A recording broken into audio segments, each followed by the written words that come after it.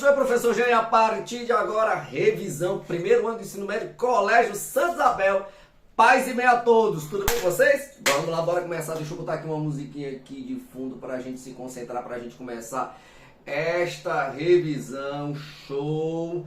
Não perde essa revisão aqui, ó. Aqui tem manga da questão, menina, aqui tem manga da questão. Você não pode deixar de assistir e dar o sababa. Sababa, like, sababa, em hebraico, sababa, entendeu? Bora lá, deixa eu só baixar aqui que tá alto demais aqui o nossa musiquinha de fundo. Você vai ouvir som de menino gritando, som de mobilete passando, metrô passando, satanás, mas você presta atenção aqui em mim, beleza? Tranquilo? Vamos lá, gente. O nosso conteúdo programado da nossa prova inclui a matéria da N1 e aquelas inéditas que compreendem, que juntam, que formam a N2. Vou revisar a matéria da Keula, professora Keula, certo? Ela tem a outra frente comigo, eu tenho uma parte, ela tem outra, né?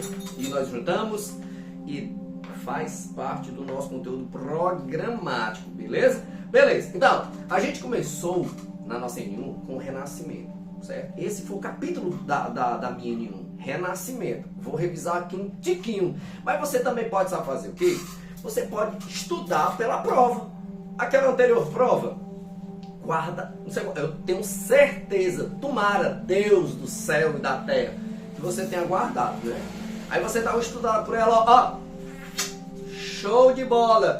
Todo mundo sabe aqui que o Renascimento se desenvolveu nas grandes cidades e que na época, presta atenção, na época, elas estavam crescendo e estavam ligadas ao comércio das especiarias. Peraí, de onde era, Jean? Orientais, bebê. Orientais, lá no Mediterrâneo, como no Florença, como em Gênova, né? Como em Veneza, como em Roma, como em Milão, Paris, Londres, Amsterdã. Cara, é linda a cidade de Amsterdã, que eu tive o prazer de conhecer, certo? Beleza, e vários outros lugares. Acho que tem Bruxelas, tem Bruxelas, tem Salamanca. Então todas elas eram, na verdade, marcadas pela presença de ricos, galera da grana, e também pessoas que eram influentes do setor da burguesia, né? E as principais famílias, muitas vezes, governavam a própria cidade. E aí, como a família dos Médicis, por exemplo, né? Em Florença. E aí você tem que... Gente, presta atenção aqui, a mangazinha da questão, ó. Revisando a N1, que tá na N2. Chupa essa manga, não perde. Cara, você tem que saber o teocentrismo. Meu Deus, o teocentrismo. Já, o que é o teocentrismo? Que característica essencialmente era essa? O teocentrismo estava ligado ao quê? O teocentrismo? O misticismo. Que mais? O pessimismo. Que mais? O coletivismo. Que mais? A fé. Que mais? A igreja. João, de onde é que tu tá tirando tudo isso aí, João? Pelo amor de Deus. Ó, pega lá sua apostila lá do Bernoulli. Pega lá sua apostila lá do Bernoulli. Vou botar até meu áudio grave, porque eu não enxergo nada com esse áudio escuro, né? Só para dar um charme. Presta atenção. Ó, lá na página 7, né? Na página 7 da minha frente, né? Na página 7 tem assim, ó, Idade Média e Renascimento. Então, olha o que é que tem de diferente, cara, entre a Idade Média e o Renascimento, que é o capítulo da N1. Presta atenção, que o inédito da N2 você sabe qual é. Reforma Protestante e a Contra-Reforma. Por exemplo, ó, na Idade Média, o teocentrismo não era o domínio da Igreja Católica sobre toda a sociedade? Tem aqui, ó, Deus era o centro do universo e constituía a única verdade. No Renascimento, sabe o que é que vem aparecer aqui, ó? O homem como centro de todas as atenções. O homem como centro das atenções. Pregou-se a ideia de que a verdade só pode ser encontrada por meio da experimentação e da observação. Observação. Interessante, né? A observação, princípio científico, cara. A observação. Vou até aproveitar aqui para beber uma aguinha, para refrescar a minha garganta.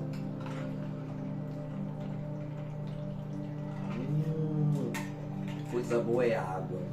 Tá bom? Então, gente, sabe o que é isso aqui? Que conceito deu origem científica?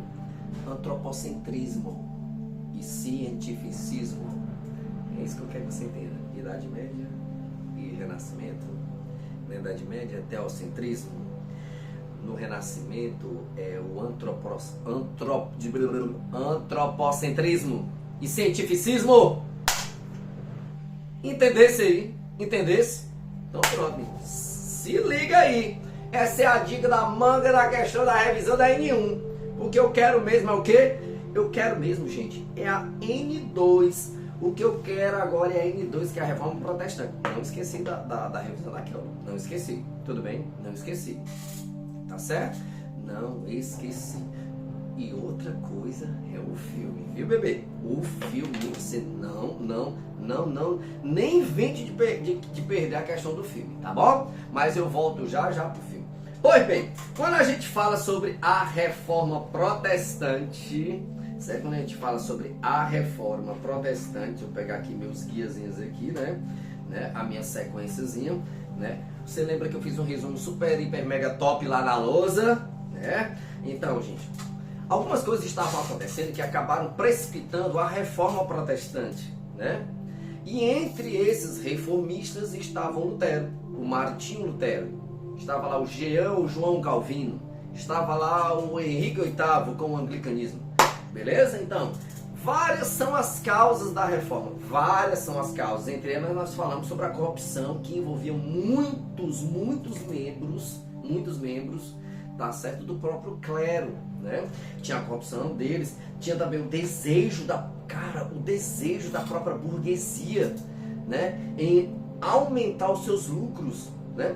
Também tinha os interesses da própria nobreza de que, Jean? De tomar as terras que eram pertencentes à igreja. Também tem a influência da cultura tem a influência da cultura renascentista, o Renascimento com o seu espírito crítico. Então isso é muito interessante. E finalmente, né, a causa mesmo imediata da Reforma Protestante foi a venda do perdão do pecado. Repete, Jean. A causa imediata da Reforma Protestante é a venda do perdão do pecado. É a venda das indulgências, cara. Por isso que as ideias de Lutero, ó, menino, rapidamente se espalharam e ganharam apoio. Isso foi o fator fundamental, cara, o fator fundamental para esse processo é justamente, cara, ó, você lembra de uma cena interessante lá no filme Lutero? Que está lá na sala Google, para você assista, que eu vou já dar, né, uma manguinha da questão. Cara, você lembra que quando Lutero fixou na igreja de Wittenberg, as 95 teses, o fator fundamental para se espalhar foi a imprensa. E mostra lá na hora que tem aquele cara lá, cabelo longo, né, loiro, e ele comendo uma maçã, e ele lê, um outro cara tá lá junto com ele lendo, né, as 95 teses, aí ele tira da porta e leva para a imprensa. Cara, a imprensa, a invenção da imprensa, né, de tipos móveis, você viu que o cara passando até a tintazinha lá nos caracteres do Gutenberg, cara, foi 1453, isso acabou possibilitando que uma maior circulação de informações na época. Então isso faz com que as ideias do Lutero rapidamente ganhassem apoio, graças à imprensa. Johannes Gutenberg. Não tem outra, bebê, não tem outra. Então, a Reforma Protestante, na verdade, ela teve, na verdade, uma consequência, ela teve, na verdade, um desdobramento, ela teve, na verdade, né, ela acabou propiciando, que eu falei isso várias vezes na sala de aula, a constituição ou o nascimento de mais uma igreja cristã no Ocidente, a igreja protestante. E essa igreja protestante, são as históricas, nós temos três que a gente relacionou: luterana, calvinista, anglicana, mais uma igreja cristã, que é a igreja protestante, que ela se subdivide em três. Presta atenção, constitui mais uma igreja cristã, tá certo? Cada um com as suas doutrinas, beleza? Tranquilo? Então, porque anteriormente, em 1054, no século XI, já tinha nascido da primeira ruptura da Igreja Católica Apostólica Romana, a ortodoxa. Agora, nesta reforma do século XVI, porque aqui é século XVI, então, constitui-se mais uma igreja cristã no Ocidente. Qual é ela? A que ficou taxada como igreja protestante. Tudo bem? Tá tranquilo aí? Jean, agora tem uma coisa interessante, que até eu falei lá, aqueles bastidores lá do próprio Henrique VIII, né? Parece casos de família. Cara, porque presta atenção. Presta atenção aqui para você entender que o Henrique VIII, como é interessante a história do Henrique VIII. Porque uma fragmentação do feudalismo, olha que coisa interessante, uma fragmentação do feudalismo, né? A Europa, ela passou por várias transformações, várias transformações importantes, né? Deixa eu baixar só um pouquinho, que eu acho que ainda tá alta aqui a música de fundo. Por exemplo, mudanças importantes, transformações, na verdade, importantes nos hábitos, que mais? Na própria organização social. E na Inglaterra, especificamente na Inglaterra, cara, aí houve lutas políticas mesmo, rompimento com a própria Igreja Católica, né? Era o anúncio de novas relações de poder que estava agora envolvida. E na época, era a dinastia Tudor que estava lá governando na Inglaterra.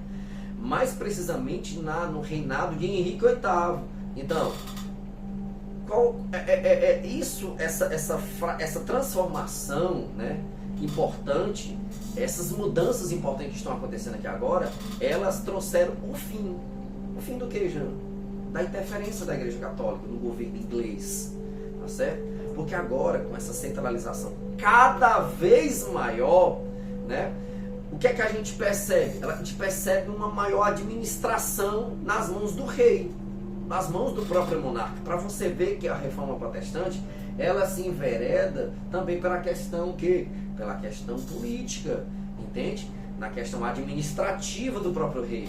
Por quê? Porque ela findou o quê? Uma interferência que a Igreja Católica tinha há muito tempo, tá certo? Isso é importante entender. E aí o nascimento da própria Igreja Anglicana, que o próprio Henrique VIII, né, é o chefe dessa igreja, através daquele ato de supremacia. Isso é muito importante você saber. Agora, cara, não. Porque Lutero, cara, é um caso assim muito interessante a história do Lutero. Porque você viu lá no filme, né? E você sabe lá que tem o meu projeto Filme História, né? Filme mais História, né? Aquele filme que a gente assiste parte na sala de aula, né? E vocês têm que assistir ele de forma linear, completinho, né? O Martinho Lutero, ele acreditava que ele tinha recebido, né, um chamado. O Martinho Lutero, é muito interessante a história do Martinho Lutero. Então ele acreditava que ele tinha recebido um chamado, né? E ele tinha se unido a esse monastério, né? E logo ele vivia atormentado, né, com as práticas audatadas pela própria igreja, que ele fazia parte na época, né? Isso é bem interessante a gente pensar, né? Ele, após pregar as 95 teses que eu falei agora há pouco em relação à própria imprensa, que propagou rapidamente as ideias do Lutero, então Lutero passa a ser perseguido, entende? Lutero passa a ser perseguido e pressionado, né, para que ele se redimisse, para que ele se retratasse. Então Lutero, ele se recusa, né, a negar as suas teses e até desafia a própria Igreja Católica, né, a provar, né, que ele estivesse errado, que ele estava em contradição com os próprios textos bíblicos, né? Daí ele defende a livre interpretação da Bíblia. Foi excomulgado, né? Lutero foge e inicia sua batalha para poder mostrar os seus ideais, né, que para ele estavam corretos. E aí que permite o acesso a esse conhecimento a todas as pessoas, o conhecimento de Deus. Isso é muito interessante, né? Isso faz parte do projeto Filme História. Então assiste com cuidado, né? Assiste com cuidado.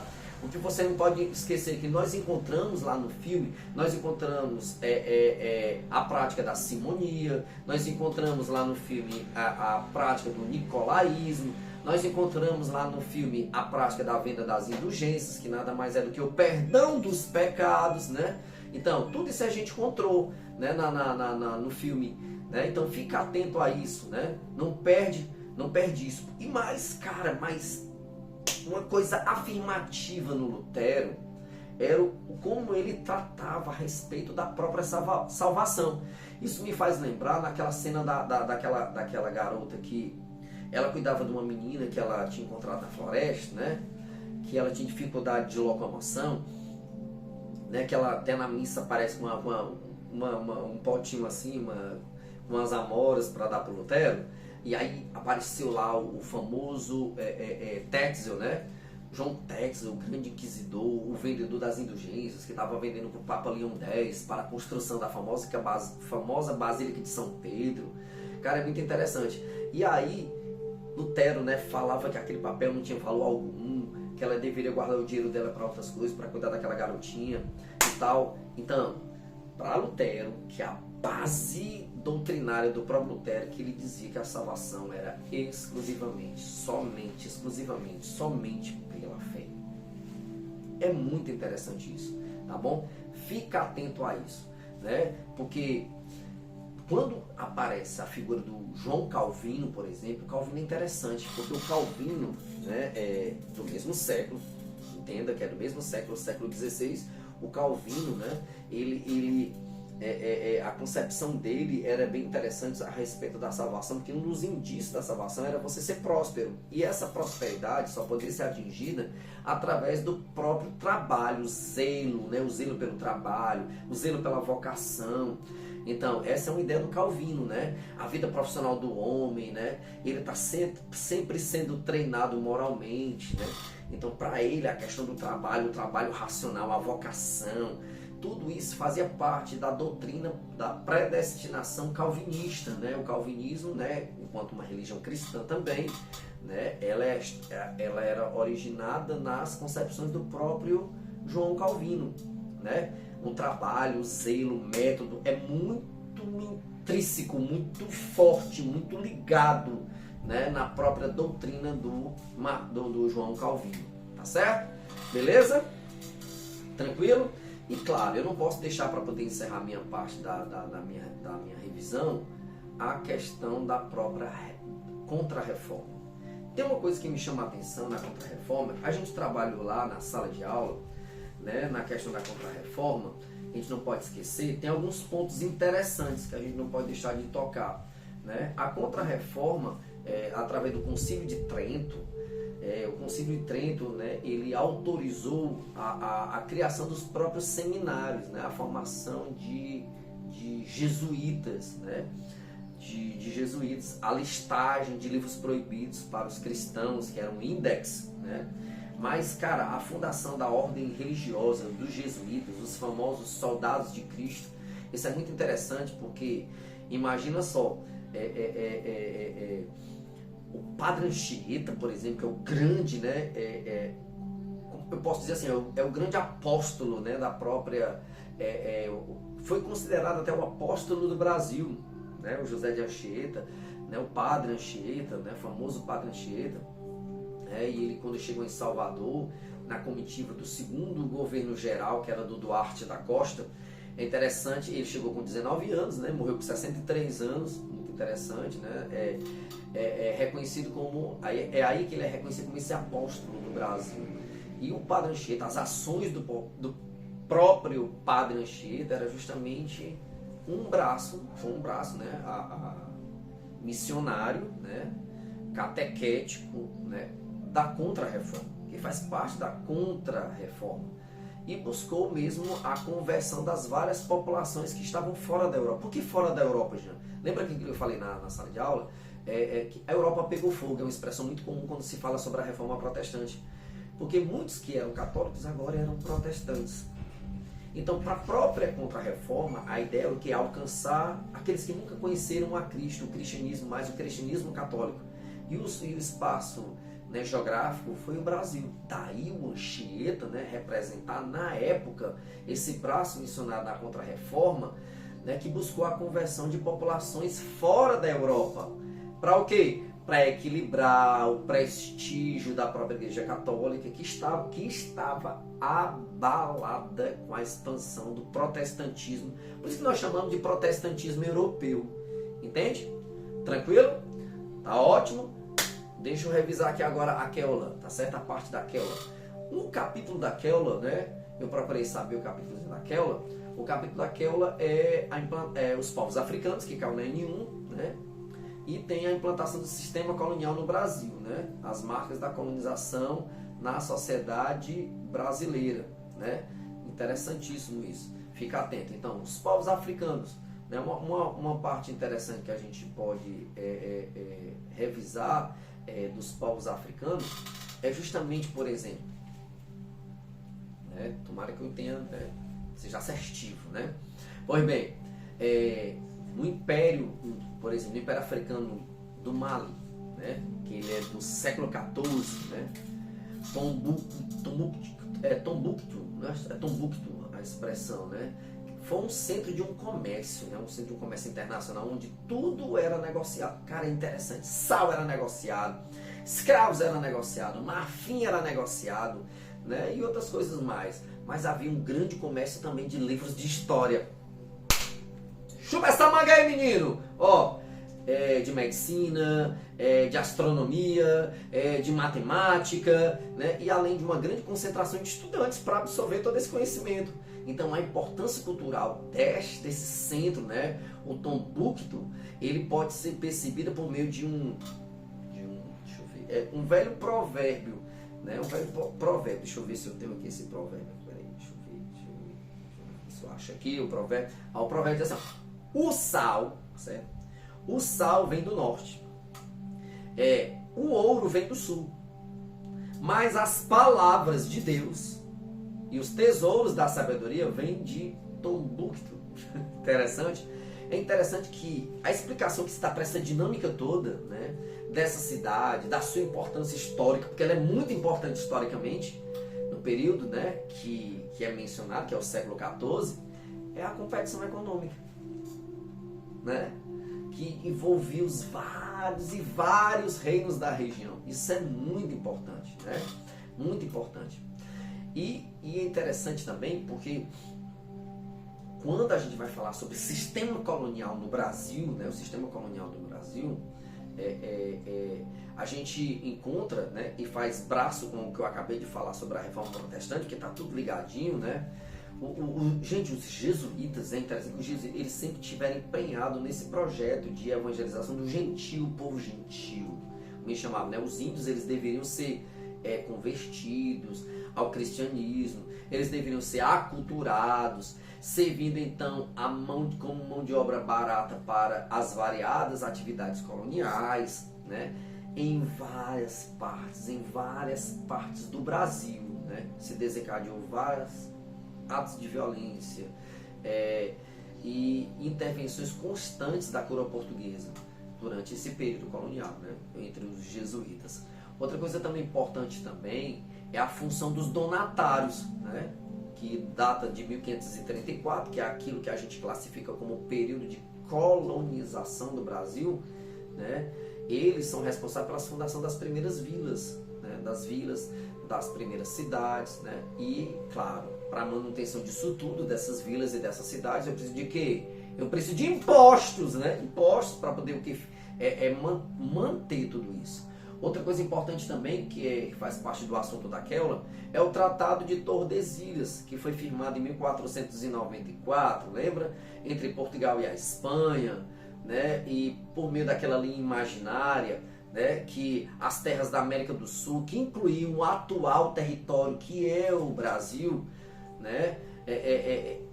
Esse tratado serviu para dividir as terras entre portugueses e espanhóis. Tá certo? A terra entre os portugueses e os espanhóis, né? Outra coisa importante também é a questão das sesmarias, né? Na colonização do Brasil, né? Que a coroa portuguesa ela distribuía gigantescos latifúndios. O que são latifúndios? Grandes propriedades de terra a súditos que a própria coroa escolhia, né? Que garantia o que? A posse da terra para quem era da elite, claro, tá bom? Por exemplo, a capitania de Pernambuco, né, se notabilizou pelo sólido projeto da lavoura canavieira, né, as maiores plantações de cana-de-açúcar, né, e atraiu um grande interesse internacional, já que a Europa consumia muito açúcar. Outra coisa também, a fragilidade do próprio sistema de capitanias, né, e a permanência de incursões estrangeiras na região da costa brasileira, levaram a coroa portuguesa a instituir uma nova forma de administração, que eu falei agora anteriormente da revisão da Keula, que é o governo geral, né? Duarte da Costa, Mendes Sá, Tomé de Souza, né? Esses caras todos. Tudo bem? Tranquilo? Beleza? Vocês entenderam? Então, eu vou me despedindo aqui de vocês com muita saudade, boas férias, em nome de Jesus, Yeshua Hamashia. Ô, glória a Deus. Vamos embora, menino. E no mais, chupa essa manga. Uhul! Paz e bem a todos.